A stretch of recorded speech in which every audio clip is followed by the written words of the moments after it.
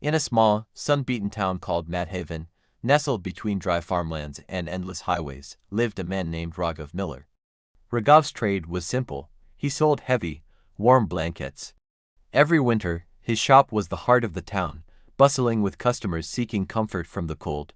His business thrived, but every summer, as the sun baked the earth, his sales would drop to zero.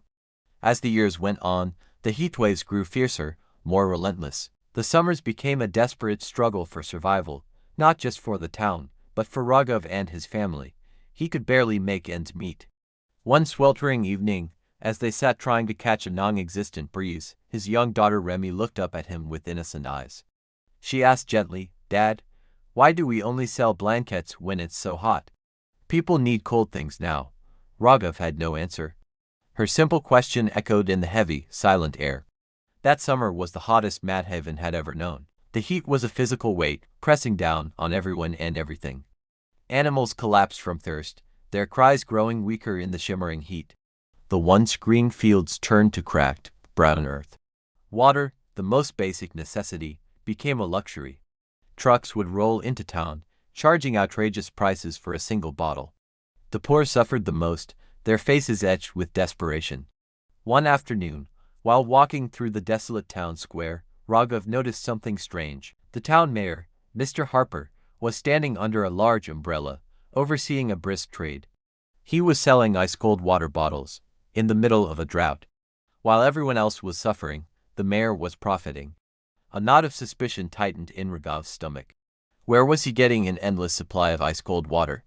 Driven by a need for answers, Raghav decided to follow him.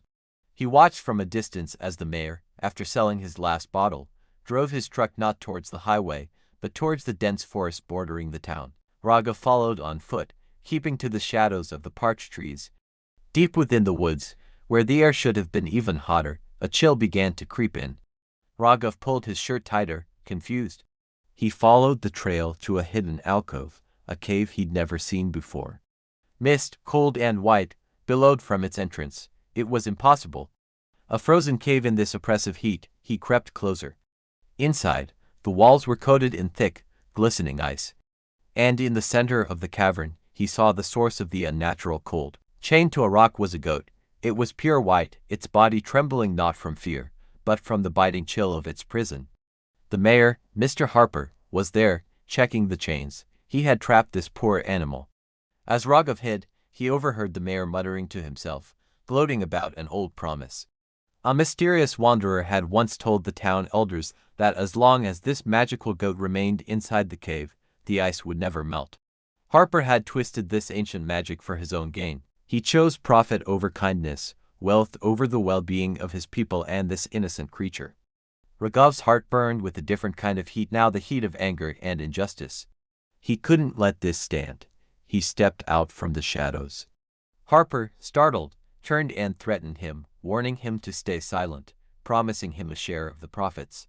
But Raghav ignored the threats, his eyes fixed on the suffering animal. He walked past the mayor, broke the rusty chains, and gently led the goat out of the freezing darkness and into the warm sunlight.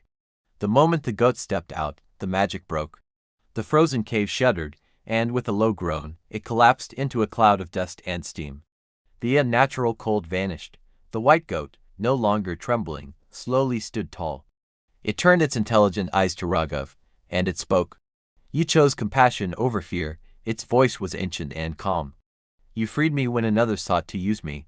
For that, I bless you." The goat then instructed Raghav to take the soil from where it stood and spread it over his blankets. Confused but trusting, Raghav did as he was told. That night, a miracle unfolded in his small home.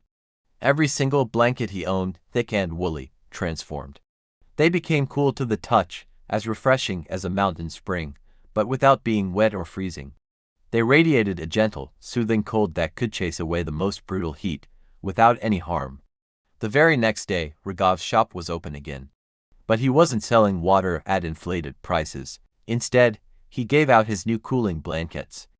They were free for the poor and the elderly, and sold at an affordable price for everyone else. A wave of relief washed over Madhaven. No one suffered from the heat again. The town was saved, not by a politician's scheme, but by a simple act of kindness. And Rogov's business never failed again, because it was built on the foundation of compassion, not greed. Years passed. The story of Rogov and the cooling blankets became a town legend. In that same town of Madhaven, now prosperous and fair, lived a young boy named Bobby. He was an orphan with no family to call his own. He earned his keep by herding animals for the villagers, and his meals were often just the leftover scraps they offered him. Despite his hard life, Bobby had a kind heart. One day, the town was celebrating its annual summer festival. The air was filled with music and laughter. Bobby, having finished his chores, was given his only treat for the week, a single piece of candy. He treasured it, planning to make it last. As he walked towards the edge of town, he saw a frail old man, sitting alone in the shade of a forest tree, looking hungry and tired. Without a second thought, Bobby walked over and offered him his only candy. The old man's eyes twinkled. He took the candy, and as he did, his frail form shimmered and changed. He stood tall, revealed not as an old man, but as a powerful forest guardian. He smiled at Bobby. "Your kindness is a rare gift," he said, "and it deserves a reward." He presented Bobby with 3 small, woven baskets. "This one," he said, handing him the first, "holds a storm.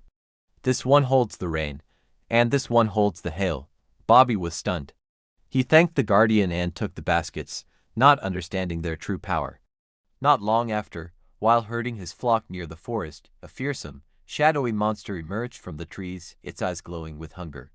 It began to chase him and another village girl, Clara, who had been picking flowers nearby. Terrified, Bobby remembered the guardian's gifts.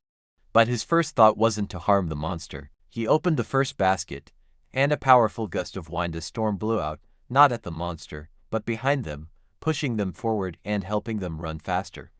When the monster got closer, he opened the second basket. A heavy rain fell, turning the ground to thick mud, slowing the beast down. Finally, as they neared the village, he opened the third basket. Hailstones clattered down, creating a noisy, confusing barrier that made the monster retreat back into the forest. Bobby had used the powerful gifts not for violence, but for protection and escape. When the villagers heard what had happened, they looked at the small orphan boy with new eyes. They saw not a servant, but a hero. They realized something profound. Kindness had saved them once again. That day, the people of Madhaven welcomed Bobby into their community, not as an outsider, but as a son. They gave him a home, a family, and the love he had never known. He grew up respected and safe. The stories of Raghav and Bobby teach us a simple, yet powerful lesson. Greed, like Mayor Harper's, might seem powerful for a moment. It can build temporary fortunes, but compassion, the kindness shown by Raghav and Bobby, is what truly lasts. It builds communities, it saves lives, and it secures a future far richer than any amount of money. Those who use others for profit will eventually lose everything. But those who protect the weak and share what they have, gain more than they could ever imagine. True, lasting prosperity is always born from mercy. Remember, when we choose kindness over profit, we don't just save others, we build a better, more secure future for ourselves. Thanks for watching. If this story resonated with you, don't forget to like, share, and subscribe for more content that inspires.